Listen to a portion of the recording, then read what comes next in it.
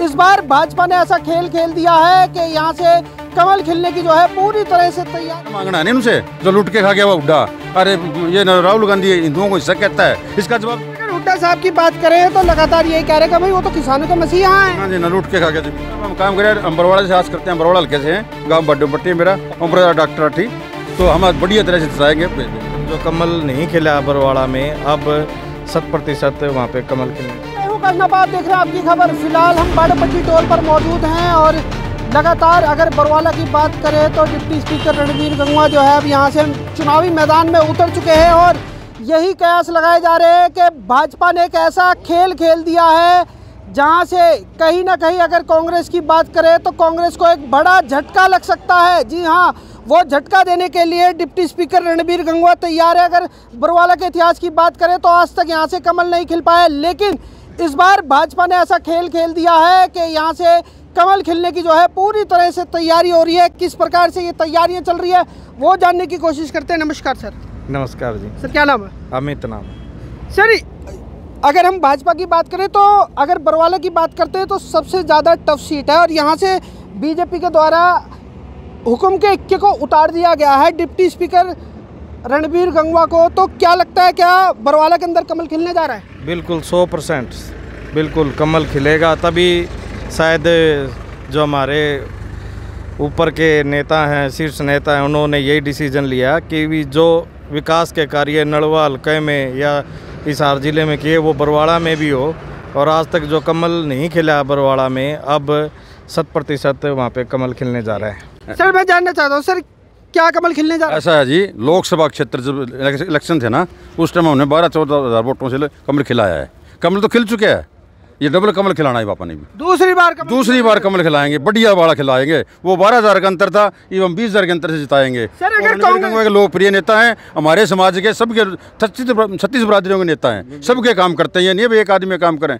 नलवा में हम काम करें, अम्बरवाड़ा से आस करते हैं, अम्बरवाड़ा हल्के से हैं, गाँव बड्डे पट्टी मेरा अम्बरवाड़ा डॉक्टर अठी, तो हम बढ़िया तरह से जिताएंगे, भेजेंगे इनको। सर कहीं ना कहीं अगर कांग्रेस की बात करें तो कांग्रेस हिसाब मांगती हुई नजर आ रही है। हिसाब तो हमने मांगना है नहीं उनसे जो लूट के खा गया वो हुड्डा।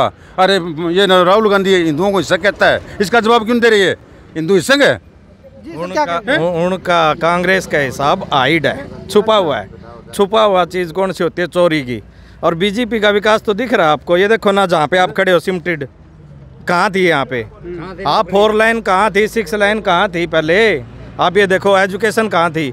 नौकरियाँ कहाँ थी पहले? आज उन बच्चों का सिलेक्शन हो रहा है जिनके घर में खान को दाने कौन थे, जिनके माँ बाप 10-10 रुपया दिहाड़ी करके आके पता चला तेरा लड़का सब इंस्पेक्टर लग गया, तेरा लड़का SDM लग गया, तेरा बेटा तहसीलदार लग गया। पहला कहाँ था भाई? सर अगर हुड्डा साहब की बात करें तो लगातार यही कह रहे हैं भाई वो तो किसानों के मसीहा हैं। हाँ जी, न लूट के खा गया जमीन लूट के खा। हाँ जी, 834 करोड़ का तो सीडी ने पकड़ ही रखा है। हाँ ठीक नहीं। और बाकी पहले मेरे गांव में हर आदमी के पास ज़मीन जायदाद थी, अपना और कोई रोज़गार नहीं होता था तो अपना कमा खा के खा लेंदा वो खेत में काम करके। सब्जी का एरिया है, जींद अमरेडी गांव है मेरा। पर आज अगर मैं जाके गांव में देखूँ ना, आज गांव में खुद कौन छोड़ रखा है? क्यों कौन छोड़ रखा? सारी इन्होंने हुड्डा राज में सारी ले गए। लोग बेवकूफ़ बना के मुआवजा मिलेगा, ये मिलेगा ना, मुआवजा के नाम पर 2-2 रुपया चेक दिए किसानों के। कैसे मसीहा हो गए ये किसानों के? मसीहा तो बीजेपी सरकार है, हमारे माननीय यशस्वी प्रधानमंत्री नरेंद्र मोदी जी के जो नेतृत्व में काम कर रही है टीम।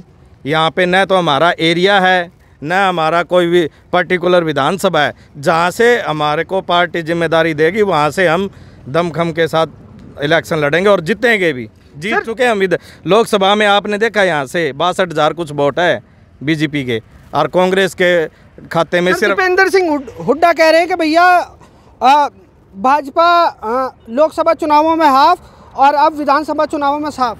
नहीं, उनके ये कैंडिडेट है जस्सी पेटवाड़ नारनौल से, जो टिकट के लिए रो रहा है। उसने क्या किया था? अभी उसका इंटरव्यू आया था कि हम लोकसभा इलेक्शन हार चुके हैं। कौन कह रहा है 50-50 है? 44 पे बीजेपी जीत रखी है और 42 पे कांग्रेस जीत रखी है। कहाँ जी 50-50 हो गया जी? तो आपको क्या लगता है, कहीं ना कहीं क्या लोगों को जो क्या भ्रमित किया जा रहा है? सिर्फ भ्रमित ही करे जी, जब भी तो लोगों को लगन देंगे, तभी तो नहीं सरकार आ रही। आप ये बताओ, बाप बेटा की लड़ाई, सैलजा की लड़ाई, इन्होंने सुरजाड़ा की लड़ाई, टिकट कौन बटन लग रही इन पे? हमने तो 61 कैंडिडेट डिक्लेयर कर दिए।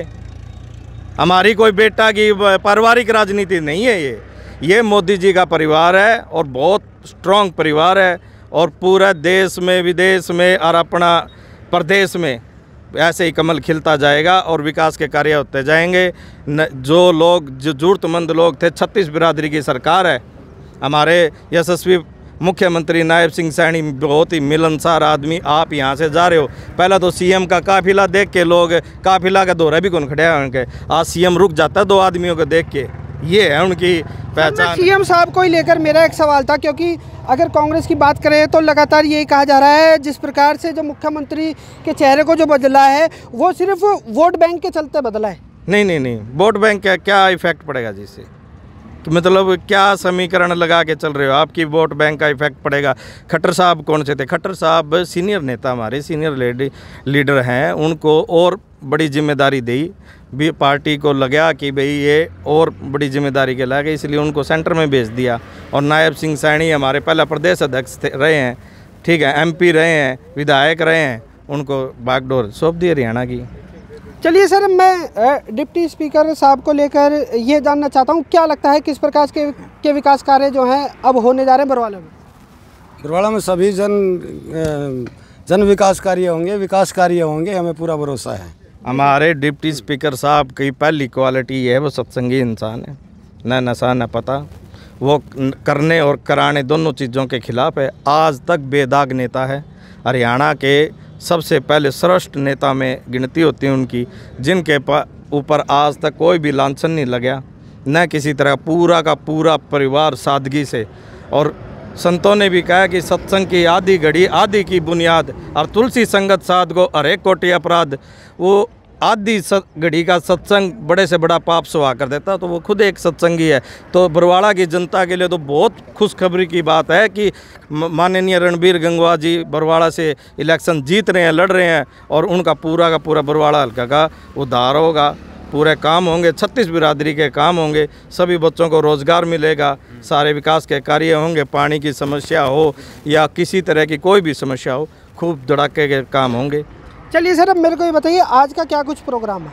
आज का तो हमारी एक पहली कल जैसे कि टिकटें डिक्लेयर हुई है, एक हल्के की मीटिंग है, ठीक है, और उसमें हम आगे की रणनीति तैयार करेंगे हमारे आदरणीय रणबीर गंगवा जी के नेतृत्व में। जैसे भी साहब के आदेश होंगे वैसे वैसे सभी को जिम्मेदारी दी जाएगी और अपने अपने क्षेत्र में सारे कार्य करेंगे। तो क्या कहीं ना कहीं थोड़ी देर में यहाँ पर पहुँचने वाले? हाँ, गंगवा साहब ऑन द वे है, एज सुन एज पॉसिबल वे आ रहे हैं। बहुत बहुत धन्यवाद सर। Thank you. सो फिलहाल दोस्तों हम बाडोपट्टी टोल पर मौजूद थे और यहाँ पर थोड़ी देर में जो है डिप्टी स्पीकर रणबीर गंगवा जी पहुँचने वाले हैं, जिनको बरवाले की एक बड़ी जिम्मेदारी दी गई है। यहाँ पर जो है टिकट बंटवारे के बाद जो है यहाँ पे कार्यकर्ताओं से मिलेंगे, उनकी मीटिंग लेंगे और फिर उसके बाद जो है आगे की रणनीति तय की जाएगी। और यही कहा जा रहा है कि इस बार बरवाला के अंदर बड़ा खेल खेला जा सकता है। डिप्टी स्पीकर को उतार कर जो है कहीं ना कहीं जो कांग्रेस कह रही थी कि बरवाला की जो सीट है वो साफ है, वहीं पर बीजेपी ने एक बड़ा खेल खेल दिया है। डिप्टी स्पीकर को यहाँ से उतार कर कांग्रेस के कई दिग्गज नेताओं के सपनों पर जो है कहीं ना कहीं पानी फेर दिया है। वैसे आपका क्या मानना है कमेंट सेक्शन में मुझे काश नापा को ज़रूर बताइएगा। इन्हीं तस्वीरों के साथ मैं काश नापा लेता हूँ इजाज़त। बहुत जल्द मिलूंगा शहर की दूसरी किसी गतिविधि के साथ। जब तक के लिए सभी दर्शकों का आपकी खबर से जुड़ने के लिए बहुत बहुत धन्यवाद।